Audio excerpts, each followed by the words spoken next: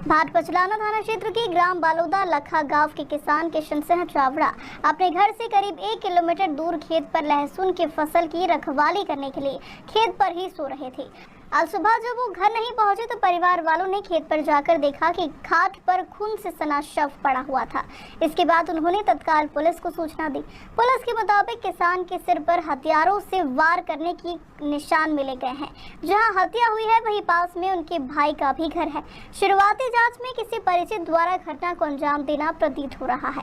SP Pradeep Sharma ने कहा कि हत्याकांड के मामले में कुछ साक्ष्य मिले हैं जिनके आधार पर जल्द ही हत्या का खुलासा किया जाएगा। भाटपचलाना थाना अंतर्गत एक गांव है बालोदा लखा, करीबन वहाँ पर एक किशन सिंह राजपूत जी हैं। उनकी उम्र करीब 50 वर्ष से ज़्यादा है। उनकी वो रात में अपने खेत पर सोए थे। उनके खेत में लहसुन की फसल कटी रखी थी और उनके पास में ही कुछ दूरी पर उनके भाई का भी खेत है, जो भाई भी वहीं पर थे और परिचित भी वहीं पे थे। इसी दौरान रात में किसी के द्वारा उनकी हत्या कर दी गई। उनके सर पर चोट है। वहाँ पर हमारी साइबर एफएसएल और जो डॉग स्क्वाड है वो अभी मौके पर उपस्थित है। एसडीओपी मैडम और टीआई साहब भी वहाँ पर हैं।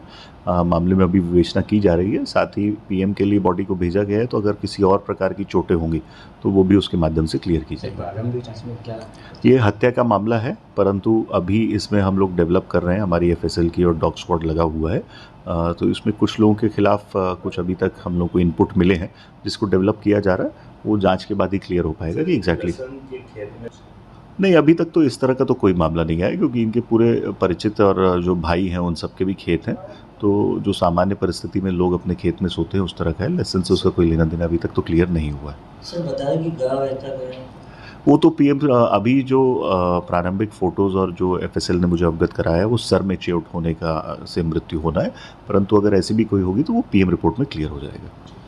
किसान की निर्मम हत्या से पूरे क्षेत्र में सनसनी फैल गई है। वही देखना होगा कि पुलिस कब तक हत्याकांड का खुलासा करती है।